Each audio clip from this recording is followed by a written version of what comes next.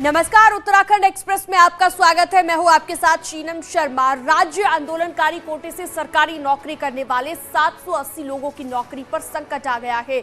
High court ने राज्य सरकार के आरक्षण में दिए गए आदेश पर दाखिल संशोधन प्रार्थना पत्र को खारिज कर दिया है। साथ ही कोर्ट ने कहा कि 1403 दिनों के बाद कोर्ट में संशोधन एप्लीकेशन स्वीकार नहीं की जा सकती है। 2018 में हाईकोर्ट ने राज्य आंदोलनकारियों के लिए 10% आरक्षण को असंवैधानिक करार दिया था, जिसके बाद सरकार ने इस मामले में कोई अपील नहीं की। तो आंदोलनकारी मंच ने सुप्रीम कोर्ट में याचिका दी।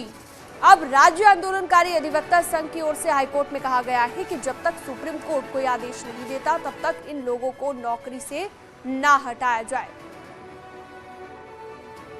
खारिज होने का सीधा मतलब ये बनता है कि इनकी नौकरी चली जाएंगी, पर लेकिन हमने कोर्ट में ये बताया कि हम सुप्रीम कोर्ट में हैं इस टाइम। सरकार भले ही सुप्रीम कोर्ट में नहीं गई है, सरकार ने अपील नहीं की है, एसएलपी नहीं की है, हमने एसएलपी की है। और जब तक हमारी एसएलपी है तब तक इसमें निर्णय ना लें, और ले भी नहीं सकते क्योंकि इसे एसएलपी पेंडिंग है। नहीं तो सब जुडिस मामले में कोई मतलब नोटिस, गवर्नमेंट की बहुत बड़ी गलती है ऑफिसर्स की। अब बात करते हैं चारधाम यात्रा की। तो चारधाम यात्रा के लिए हेलीकॉप्टर की एडवांस बुकिंग सरकारी सिस्टम की फेर में फंस गई है। इच्छुक यात्री अब बुकिंग नहीं करवा पा रहे हैं और मिनटों में 20 मई तक के टिकट फुल हो गए हैं। ऊपर से अधिकारी हैं कि अपना पल्ला झाड़ रहे हैं।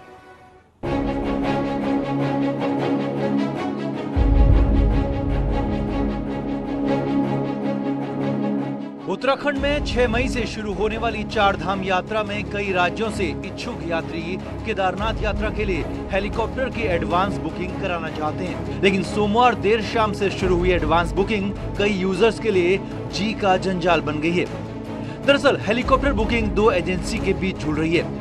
पर्यटन विभाग ने Uttarakhand civil aviation development authority को हेली सर्विस ऑपरेट करने की जिम्मेदारी दी है, जबकि गढ़वाल मंडल विकास निगम पर टिकट बुकिंग का दारोमदार है। लेकिन सोमवार शाम से शुरू हुई हेलीकॉप्टर बुकिंग 20 मई तक चंद मिनटों में ही बुक हो गई, जबकि कई यूजर दिन भर कोशिश करते रहे और कई दूसरे लोगों के पेमेंट होने के बाद भी टिकट बुक नहीं हो पाए। क्योंकि जो ऑनलाइन हमारी टिकट बुकिंग हो रही है ये आधार कार्ड के नंबर के आधार पर है, और क्योंकि आधार कार्ड की प्रति भी उसमें लगती है, क्योंकि हेली सेवा जब उस सेवा का उपभोग किया जाता है उस समय उसकी टिकट को भी चेक किया जाता है, उसका आधार नंबर देखा जाता है, तदनुसार ही उसको उसका लाभ मिलता है।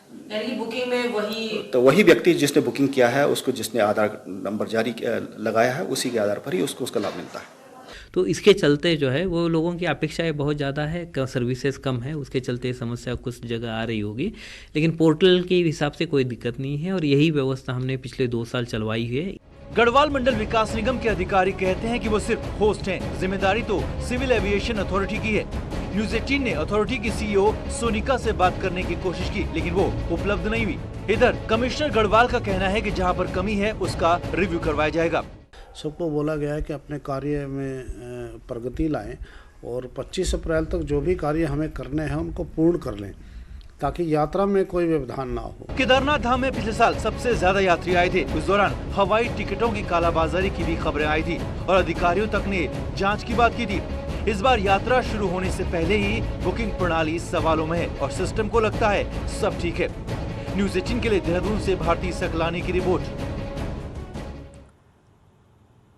चारधाम यात्रा के दौरान हेलीकॉप्टर से जाने वाले साइबर ठगों के भी निशाने पर आ गए हैं। देहरादून में 5 शिकायतें आई हैं जिन्होंने चारधाम यात्रा में हेलीकॉप्टर बुकिंग के नाम पर ठगी की शिकायत दर्ज कराई है। पुलिस के मुताबिक यात्रियों ने ऑफिशियल वेबसाइट के बजाय किसी अन्य वेबसाइट से टिकट की बुकिंग कराई, जिसमें चारधाम यात्रा के लिए कंफर्म हेलीकॉप्टर बुकिंग का दावा किया गया था, लेकिन बुकिंग के साथ टिकट नहीं मिला और पैसे भी अकाउंट से कट गए। अब पुलिस ने ऐसी फर्जी वेबसाइट पर नजर रखने की बात कही है। आपको बता दें, गढ़वाल मंडल विकास निगम की वेबसाइट से ही चारधाम यात्रा के लिए हेली बुकिंग होती है। ऐसी फर्जी वेबसाइट्स बन जाती हैं, बुकिंग के ऐसे फर्जी एजेंट्स आते हैं जो विभिन्न प्लेटफॉर्म पर गलत तथ्यों को डालकर उसमें बुकिंग ले लेते हैं। तो इसमें जो फ्रॉड होने की जो संभावना है वो अधिक रहती है। इसलिए हमेशा जो कोशिश करनी चाहिए कि जो हमारी अधिकृत वेबसाइट है, चाहे वो हेली कंपनी की हो चाहे वो सरकारी वेबसाइट हो, उसी पर जाकर लिंक खोलने के बाद ही अपना रजिस्ट्रेशन करें और पेमेंट करें। उत्तराखंड में बीजेपी ने पार्टी का 42वां स्थापना दिवस धूमधाम से मनाया। मुख्यमंत्री पुष्कर सिंह धामी ने एक बार फिर कहा कि उनकी सरकार का साफ उद्देश्य काम पूरे करना है और विकास करना है।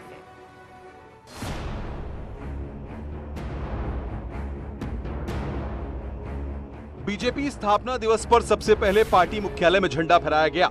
स्थापना दिवस का समारोह कैंट विधानसभा में आयोजित किया गया था, जहां प्रधानमंत्री को सुनने के बाद मुख्यमंत्री ने कार्यकर्ताओं को संबोधित किया। सीएम धामी ने कहा कि हमारी सरकार साझेदार के रूप में काम करेगी, गड़बड़ी पर किसी को बख्शा नहीं जाएगा और कम खर्चे के साथ पारदर्शिता के साथ सरकार काम करेगी। मैंने कहा है कि हमारी सरकार पूरी पारदर्शिता के साथ काम करेगी, पूरी मितव्ययता के साथ काम करेगी और समयबद्ध तरीके से करेगी। कार्यक्रम में पूर्व सीएम त्रिवेंद्र रावत, मंत्री गणेश जोशी, चंदन रामदास, कई विधायक और कार्यकर्ता शामिल रहे। इस मौके पर पार्टी के लिए अपना सर्वोच्च बलिदान देने वालों को याद किया गया, तो पार्टी सेवा में पूरा जीवन लगा देने वाले वरिष्ठ कार्यकर्ताओं को सम्मानित भी किया गया। पार्टी ने ये जो सप्ताह है, आज पार्टी के स्थापना दिवस से लेकर और बाबा साहब भीमराव अंबेडकर की जयंती तक सेवा सप्ताह के रूप में मनाएगी। जो समाज का गरीब तबका है, कमजोर तबका है, जो अस्वस्थ लोग हैं, उनके बीच में जाकर के तमाम तरह के कार्यक्रम पार्टी करेगी। बीजेपी ने राज्य के सभी 252 मंडल में कार्यक्रम आयोजित किए और भव्य अंदाज में पार्टी का स्थापना दिवस मनाया। देहरादून से न्यूज़ 18 के लिए सुनील नवप्रभात की रिपोर्ट। बीजेपी स्थापना दिवस के मौके पर देहरादून में रोड शो की शक्ल में शोभा यात्रा भी निकाली गई और इसकी अगुवाई मुख्यमंत्री पुष्कर सिंह धामी ने की। देहरादून में निकाली गई बीजेपी की शोभा यात्रा में बड़ी संख्या में कार्यकर्ता मौजूद रहे। बीजेपी का 42वां स्थापना दिवस पार्टी ने उत्तराखंड में धूमधाम से मनाया, पूरे जोश के साथ मनाया। जोश इसलिए भी कि ये पार्टी का 42वां स्थापना दिवस है। मुख्यमंत्री पुष्कर सिंह धामी ने कार्यकर्ताओं को अपने संदेश में स्पष्ट तौर पे कहा कि हमारी जो सरकार है, सर किस तरह से देखते हैं? आज 42वां स्थापना दिवस मनाया जा रहा है। हम सभी उन सभी को भी स्मरण करते हैं जिनके कारण से आज भारतीय जनता पार्टी एक वट वृक्ष बन गया है। मैं उन सभी को नमन करता हूं और भारतीय जनता पार्टी के करोड़ों कार्यकर्ताओं को आज जो माननीय हमारे देश के यशस्वी प्रधानमंत्री नरेंद्र मोदी जी के नेतृत्व में इस पार्टी को अंतिम छोर तक ले जाने का काम कर रहे हैं, उन सभी को मैं शुभकामनाएं देता हूं, बधाई देता हूं। मुख्यमंत्री जब इस रोड शो को शुरू होने से पहले कार्यकर्ताओं को संबोधित कर रहे थे तो उन्होंने कहा कि मैंने अधिकारियों को स्पष्ट तौर पर कह दिया है कि मैं न सोऊंगा और न किसी को सोने दूंगा। ये बीजेपी का रोड शो आज बीजेपी के 42वां स्थापना दिवस पर। कैमरा पर्सन राकेश रावत के साथ सुनील नवप्रभात, न्यूज़ 18 देहरादून। रुद्रपुर के रामपुरा क्षेत्र में दो बाइक टकराने के बाद बखेड़ा खड़ा हो गया। बाइक सवार दो युवकों और बीजेपी नेता के बीच हाथापाई हो गई, जिसके बाद दोनों युवकों ने बीजेपी नेता को दौड़ाकर बेल्टों से पीटा। घटना सोमवार की बताई जा रही है। पुलिस ने बीजेपी नेता की शिकायत पर आरोपियों के खिलाफ मामला दर्ज कर लिया है, लेकिन अब घटना का वीडियो सोशल मीडिया पर वायरल हो रहा है, जिसमें दो युवक बीजेपी नेता को पीटते हुए दिखाई दे रहे हैं और एक युवक बीच बचाव करता दिख रहा है।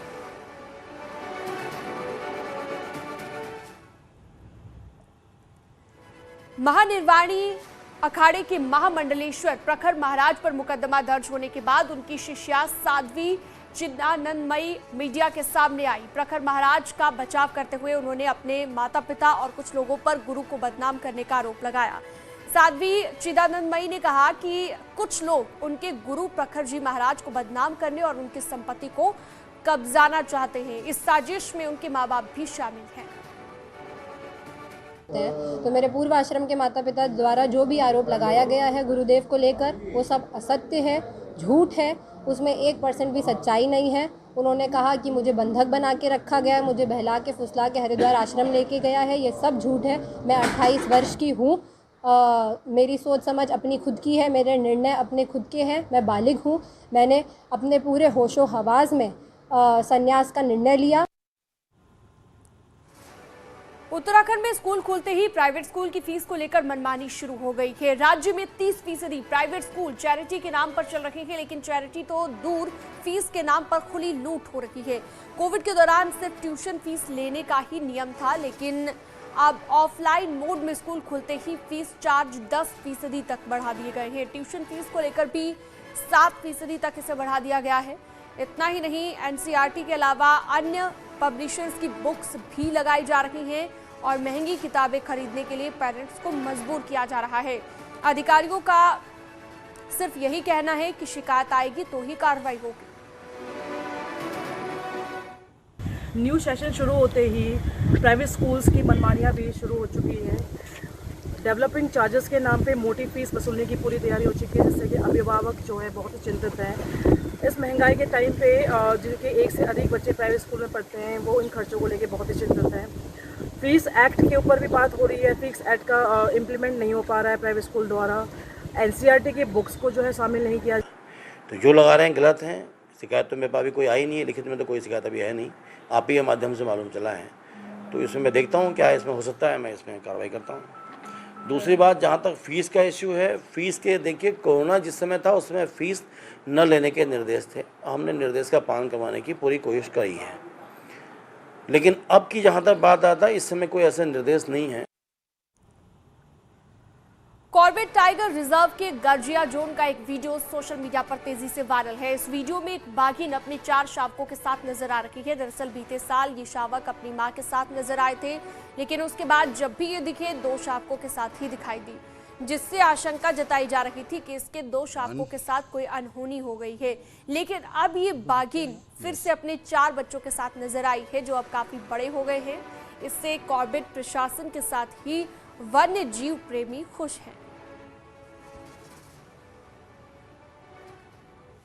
और ये जो टाइगरेस 4 कप के साथ ये वीडियो वायरल हो रहा है, इसको देख के बहुत ही खुशी हो रही है। इस बफर जोन में भी एक टाइगरेस 4 कप के साथ दिख रही है। किसी टूरिस्ट द्वारा ये वीडियो बनाया गया और आजकल ये वायरल हो रहा है।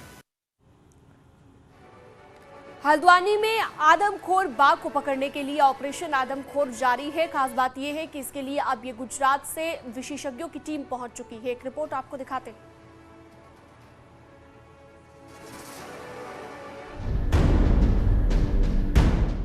6 लोगों को मौत के घाट उतारने वाले आदमखोर बाघ को पकड़ने के लिए हल्द्वानी में फॉरेस्ट टीम खूब पसीना बहा रही है। अब तो फॉरेस्ट डिपार्टमेंट ने गुजरात के जामनगर से green zoological rescue and rehabilitation centre की टीम भी बुला ली है, जिसके 30 एक्सपर्ट जंगल में आदमखोर की तलाश में जुटे हैं। लेकिन तकरीबन 15 किलोमीटर के एरिया में आदमखोर बाघ की तलाश आसान नहीं है। ये सारी घटनाएं जंगल के अंदर की हैं और पनियाली से बजूनिया हल्दू, पनियाली से काठगोदाम और भदोनी तक ये घटना, जो कि एक ही ब्लॉक के अंतर्गत है, तो इसी में ये घटनाएं हो रही हैं। सूत्रों के मुताबिक फॉरेस्ट टीम ने कैमरा ट्रैप की मदद से आदमखोर बाघ की पहचान कर ली है, लेकिन राष्ट्रीय पशु होने के कारण बाघ को मारने से ज्यादा जिंदा पकड़ने पर जोर है। गुजरात से आई वाइल्ड लाइफ एक्सपर्ट टीम को ऐसे आदमखोरों को ट्रैंकुलाइज करने में महारत हासिल है। लिहाजा इसी टीम के मुताबिक आदमखोर को पकड़ने की व्यूह रचना रची जा रही है। तो पकड़ने की कार्रवाई हमारी जो डॉक्टरों की टीम लगी हुई है, ट्रैंकुलाइज करने की टीम, इसके अलावा जामनगर गुजरात से 30 लोगों की टीम आई हुई है और जो कि आज सुबह से ही अपनी कार्रवाई शुरू कर दी है। उनके द्वारा निर्देशित किया गया है कि 3 जगह पर हमें मचान बनाना है, जिसकी कार्रवाई अभी जारी है। जल्द ही इसमें सफलता मिल जाएगी। जाहिर है बाघ केवल सामान्य जंगली जानवर नहीं है, बल्कि राष्ट्रीय पशु भी है। और इससे बड़ी बात, जिस बाघ को 6 इंसानों पर हमले के बाद आदमखोर घोषित किया गया है, उसने किसी भी घटना को इंसानों के इलाके में आकर अंजाम नहीं दिया, बल्कि इसका शिकार वो लोग बने हैं जो जंगल के भीतर खुद ब खुद गए। इसलिए फॉरेस्ट एक्सपर्ट्स की कोशिश बाघ को जिंदा पकड़ने की है। हल्द्वानी से न्यूज़ 18 के लिए शैलेंद्र नेगी की रिपोर्ट। देहरादून प्रशासन से नोटिस मिलने के बाद व्यासी जल विद्युत परियोजना से प्रभावित लोहारी गांव के ग्रामीणों ने गांव खाली करना शुरू कर दिया है। अपनी मिट्टी से बिछड़ने का दुख ग्रामीणों में साफ देखा जा सकता है। जहां एक तरफ ग्रामीण अपने सामान को पैक कर रहे हैं, तो अपनी मातृभूमि से बिछड़ने के गम में आंसुओं को भी नहीं रोक पा रहे हैं। ग्रामीणों का आरोप है कि प्रशासन ने 48 घंटे में गांव खाली करने का नोटिस दिया है, जो बेहद कम है। और मामले में एसडीएम का कहना है कि नियमानुसार गांव को खाली कराने की कार्रवाई की जा रही है।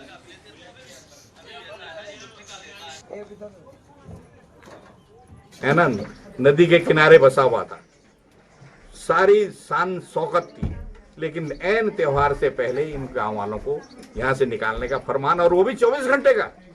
24 घंटे के अंदर तो टेंट में जो आदमी रहता है वो टेंट से भी निकाली कर सकते हैं। मुआवजा जिस प्रकार से मिलता जाएगा सभी लोग अपना शिफ्ट कर लेंगे। तो मुआवजा मैक्सिमम बांट दिया गया है और आज जो है आज से सभी अपना सामान हटाना शुरू कर। केंद्र सरकार की बेटी पढ़ाओ बेटी बचाओ योजना के तहत उधम सिंह नगर में मेरा सपना मेरा लक्ष्य नाम से एक पहल की गई है, जिसमें सरकारी स्कूल में पढ़ने वाली छात्राओं के करियर के लिए अधिकारी टिप्स देंगे और छात्राओं को सरकारी काम से भी रूबरू कराया जाएगा।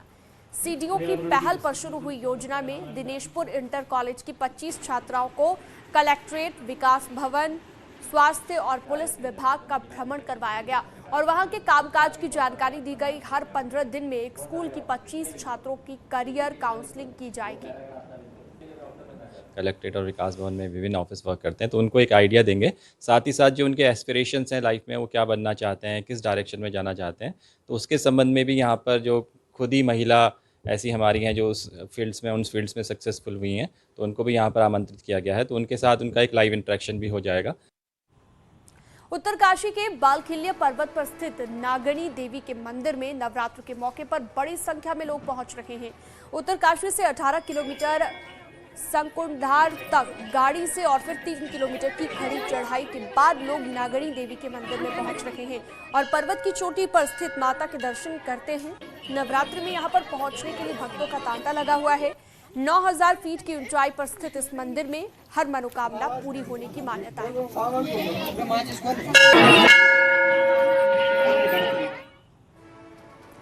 रामनगर में कोसी नदी की 2 धाराओं के बीच टीले पर स्थित गिरिजा देवी मंदिर में भी दूर दूर से भक्त अपनी मनोकामनाएं लिए पहुंच रहे हैं। इन दिनों यहां पर सुबह 4 बजे से ही भक्तों का जमावड़ा लग जाता है, जो मां के दर्शनों के लिए पहुंचते हैं। कहा यह भी जाता है कि महाभारत काल में राजा विराट ने यहां पर देवी की तपस्या की थी, तब से इस टीले में शक्ति पुंज की स्थापना हुई।